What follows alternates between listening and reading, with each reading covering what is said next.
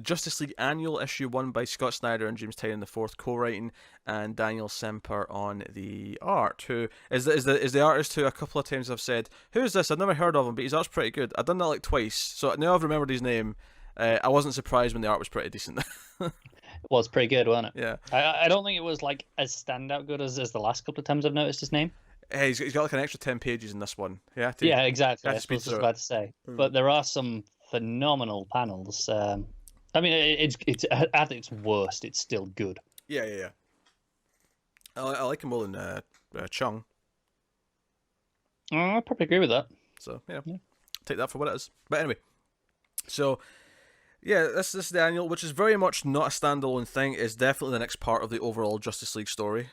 Yeah, this is unskippable. Yeah. So if you're listening to this now and you haven't read it, but you're reading Justice League for whatever reason you skipped over the annual, I know some people do. No, you need go and this. Read it. This will be in the trade at this point. Like it comes after the last issue. It just Absolutely. does. Yeah.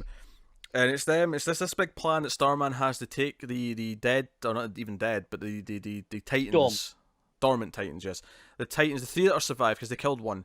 But the three Titans that survived, along with Hawkgirl, whose wings that have been obviously been infused with this source stuff, she's going to fill in for the fourth Titan, basically sacrificing herself to spend the rest of eternity as part of the source wall. And they're going out there, and the plan is to rebuild the wall, like fill in the hole, and essentially seal it off. And that'll stop Luthor from his plan of getting all the energies that built existence. And of course, eventually, though, the Legion of Doom show up, who are now in league with Brainiac, because Brainiac also wants Perpetua to be raised. Because Brainiac's not dead. Because he's not dead, and he's not forgotten what Amanda Waller did. he's pissed about it. Although, as mentioned in Action Comics, Leviathan might have gotten to her first, so he may not get his chance. But we have this plot. I like the plot quite a bit. I had fun with some of the epic grand scale stuff of this issue. Yeah. This is as big as Justice League's been, and that's saying something. Yes. I do have to mention a couple of complaints, though. A couple of interesting. These Snyder issues rearing their ugly heads, which is the exposition that is just dumped on us, explaining what they're doing. There was one moment in particular. What was it? I need to find it actually, but it was something that really bugged me in the exposition. Okay, I will say I didn't feel it this time. I feel like this is going to sound almost weird, like a cop out, but when a story gets to this scope and magnitude, I'm almost more willing to accept some exposition. Like it kind of feels more in tone. It's when it's exposition of some other stuff that I really can be down on, one of the smaller things. I feel like there's so many things that, like, when Snyder does these big stories, and obviously Tynion's implicit here as well, but I feel like Snyder probably, plotted it. Yeah. Is he'll just pull things out of his ass when they're relevant, and it always annoys me, because it feels like you're just pulling these things, and there's one moment, there was more stuff than this, but this is the one that I think stuck out to me. Okay. So this is when Brainiac and Luthor show up, and they're discussing their plans, their side of it. If I can take control, this is from Brainiac, if I can take control of Starman's mind even briefly, I may be able to channel an echo of the three missing energies. If the Totolite Blast absorbs the blast in the field and achieves communion with her followers locked in the source wall, we should be able to reconstitute Perpetua's corporeal form. That's just this bulk explanation that means nothing to me. Why? Why is that going to work? There's no reason why it's going to work. It just is because reasons. Yeah, sure. It's explanations like that bug me. It's these almost to the point where I have to read the bubble twice just to really comprehend what he's just said, because it's just such bullshit pulled out of nowhere. Fair enough. It didn't bother me. And Snyder does this a lot. He does this a lot where he'll just say, this thing will work, because someone will just explain why injecting himself with this energy work, or being near something will work, or that this will rekindle this thing, just because, like, he does this a lot, and he does it so often that I can't ignore it. And every time he does it, I'm going to bring it up and complain about it, because every time it annoys me. I overall like what this issue does. I overall like what the plot is. I like Perpetua coming back. I like some of those big splash pages. I'll say I'm usually okay with this problem that you're talking about when it's the sciencey things of things just working. that's the sort of exposition I'm okay with. I'm like, sure, it just works. Fine, that's the story. But there's just too much of it. Like, it's one thing when it's just one thing in an island of a good story. It's another thing when I feel like so much of what they're doing and how this works, that because all the stuff early on that's explaining the plan of, okay, so the Titans go back in the wall, the energy's flowing through Kendra, we can use her to sort of fill in the role of the last Titan, and all these things, like the emotion of it, you know, when Jean's like kissing her, and you know, when they kiss each other in her head, and he's like built her this like telepathic heaven that she can sort of be in to make this an easier mission for her, because she's essentially given up her life to do this. The emotion stuff's great. The emotion stuff is sweet. The emotion stuff works. What she's sacrificing is great. To the point where I felt like a lot of what this plan should have been set up in a more enjoyable way in previous issues, and then this issue should have been about the emotional kind of build up to her making this final push. Obviously, it's interrupted, and that's okay because, you know, stories swerves. That's fine. Sure. But that's the meat for me that works. All of the babble coming out of Starman's mouth, the babble coming out of Brainiac's mouth, it just is there to quickly explain why things are happening. Just feels like you're telling me why things are happening as they're happening, instead of setting up the rules and then having me wowed by the execution. Does that make sense? Yeah, I will say though, I was far more into the Starman. So I mean, the Brainiac stuff was, I'm not like, oh, this is fantastic. Yeah, I didn't have a problem with it. It was fine. The Starman stuff I was actually actively into. It felt like, okay, here's the. It kind of felt like it felt like a sequence in a heist movie where, you know, where they go, all right, here's the plan, and you know, you have the montage going over of them doing it.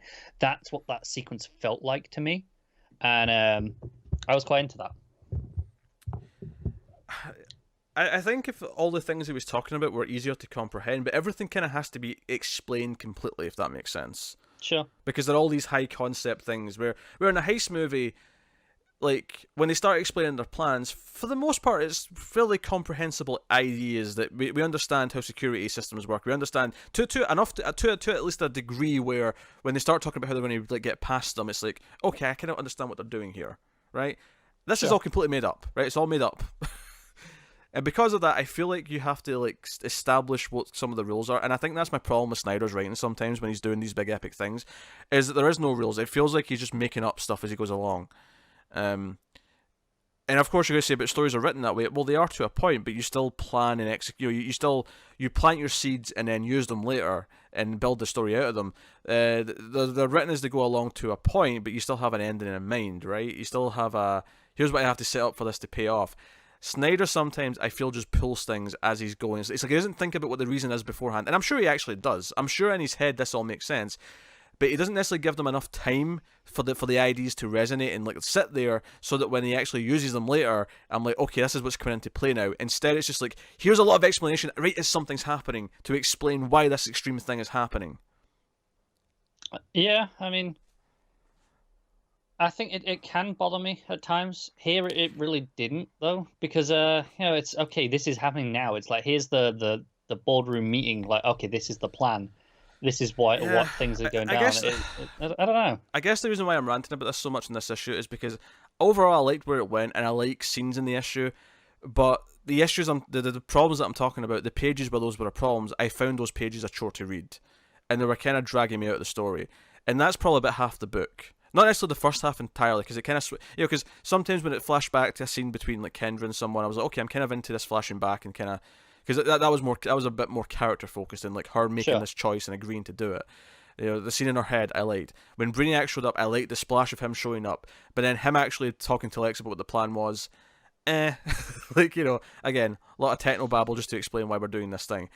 The actual results, the idea at the end, the Green Lantern Corps and all the other races, like the Thanagarians, the fact that, like, hey, Earth's going to be kind of hated because you've just put the multiverse on a clock, because the multiverse is going to die now because the source wall has exploded. Yeah. And now the multiverse is dying, and everyone's going to basically blame Earth because it's mostly your Earth heroes that arranged all this. And because of that, you better just go back there and keep quiet because we're not going to put up with you. Yeah. No, I like where this ended. Yeah. I was obviously a lot more into this issue than you were, because I thought this flowed in so easily. I know this was one of the last things you read before we started. You were like, it's going to take me a while because Justice League. And I was like, oh man, we're gonna have words because this went in so quick for me. Like, there's stuff in here I like, but it dragged. I felt every extra page.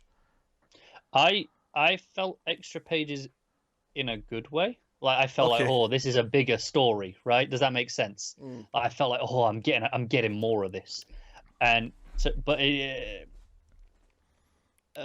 still flowed in. Yeah. So yes, it took me longer to read than a regular issue, but it felt like it took me on par with, okay, the percentage of time that it would have taken extra. Like it didn't feel like it was longer than it should have been. I think sometimes Snyder just like he's obsessed with doing something bigger every time than he did last, right? He's always like, oh, it's going to be the craziest thing ever, and I almost wish that he didn't because I think Snyder's better when he doesn't go crazy. I think a smaller focused story is when I like Snyder the most. I get that, especially in regards to his Batman. Mm-hmm. I'm a lot more forgiving of it in Justice League.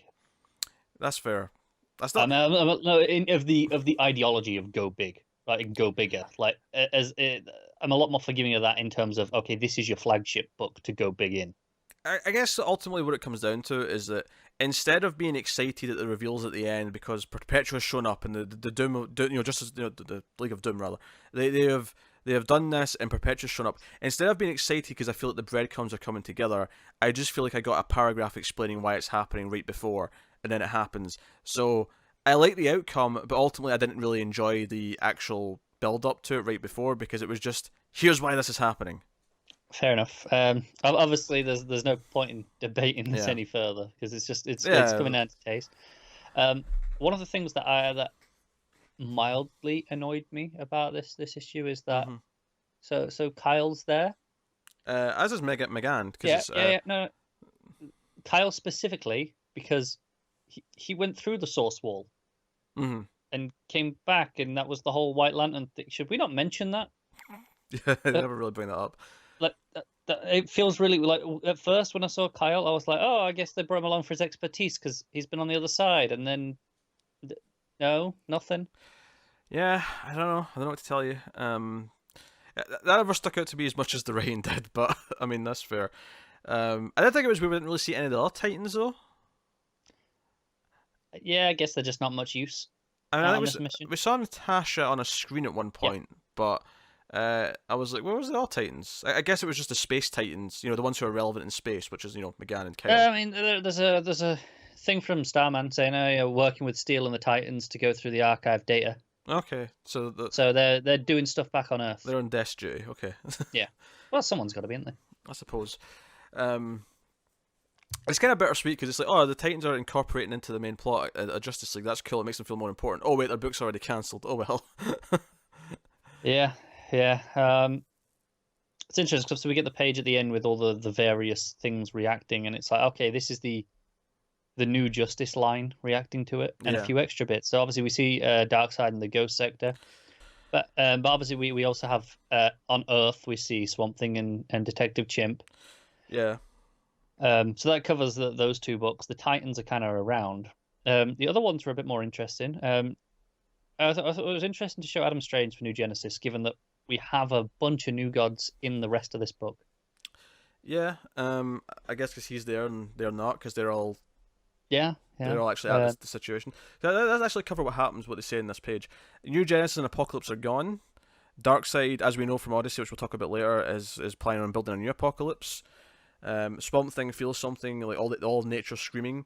And then the team at the bottom, the House of Heroes there, which is the multiversal team. Yeah, that's is that Earth 9 Superman? Is that the right number?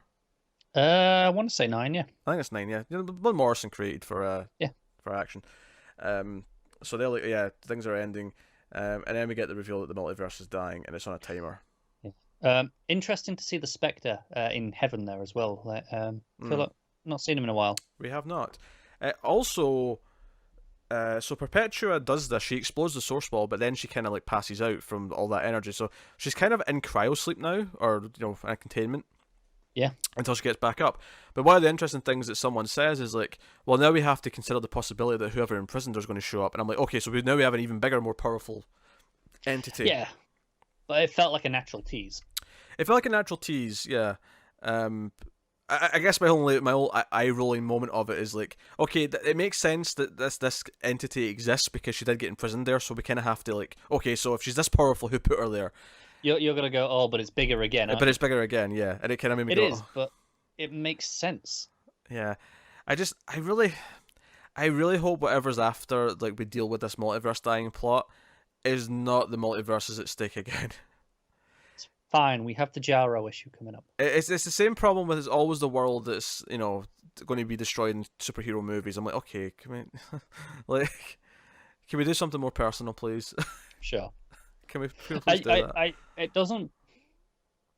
It doesn't bother me as much in comics in the sense that because I can go and read a different book and get the much more personal book, like in I mean Flash, right, or Wonder Woman, both are much more personal focused right now. Where so I'm like, okay, Just Lee, yeah, you're the big multiversal threat, fine. Like, I think it bugs me because it's like it's essentially right after Drowned Earth. Obviously, we had the Thanagar stuff, but that was just building to this. That was just setting up this. Yeah. It was like Drowned Earth. Everyone on Earth becomes a fish, and then they get turned back. No one's ever going to mention it again. And then 3 issues later, the multiverse is dying. Everyone's screwed. And it's obviously not going to die. We're going to fix this because of course we are. Yeah. But this one feels like it might actually have some weight to it comparatively, especially compared to Drowned Earth. Yeah. It's just like, yeah, but I mean, this is happening. Like, I mean, obviously this is a comics problem, but for some reason Snyder seems to like really like make it shine. Like, where he'll do these big stories after big stories after big stories, and it bugged me with his Batman run. I got really sick of it with his Batman run. Yeah, I know. I have heard him speak about this, and because people have asked him, and he said the reason why is he never knows how much longer he has left on a book, because the way the contracts works are extensions by this many issues, that many issues. So he's always like, if I've only got one more story to tell, what's it going to be? Which is why he always ends up going bigger, because it's like, okay, if this is the last story. So I mean, I can understand his reasoning in his head at least. It still bugs me. I think it hurts my enjoyment of the book a bit too. I just always go bigger and bigger, and no, fair enough. Like I said, we got Jaro coming up. We're good. I know. I mean, I don't want to sound too negative because I did like a lot of what this sets up. I liked a lot of the moments in this. I like the Kendra Jean stuff. I like the reactions. I like the fact that Earth is kind of seen as this, like, oh, they're on the bad books because they kind of killed everyone. Yeah. Like, that stuff I like. I did find some of this a shorty read. And fair enough. It was bugging me because I think at this point it bugs me even more because I think over the course of reading a lot of Snyder work, I have diagnosed the problem. So now when it pops up, I'm like, oh, here he goes. It's one of those pages. And sometimes it's one of those whole issues. Like, there's some issues that are like that with him. Yeah.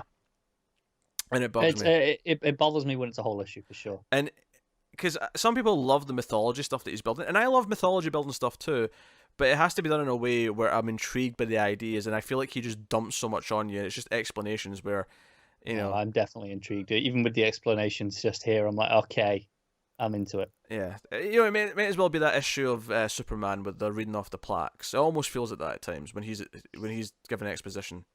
Oh, it never feels like that bad to me. But that's what it is. Hey, what did Matt give it? Matt gave the Justice League Annual a 7.5. So it's kind of low for Matt. He must have felt some problems. It's a shame he's not here. I'd like to talk. I'll maybe bring it up next week when he's back and get his take on it a little bit. What are you giving it? I'm giving it a 9. I loved it. 6.5. All right. I can't quite call it good. There was too many problems in the writing for me, and how the exposition just dumped on me at points for me to give it any higher. But the art was pretty good. I liked a lot of what it set up, so it's almost good. Yeah. It's just there's not enough there for me. So I have to be the grumpy one on that, apparently.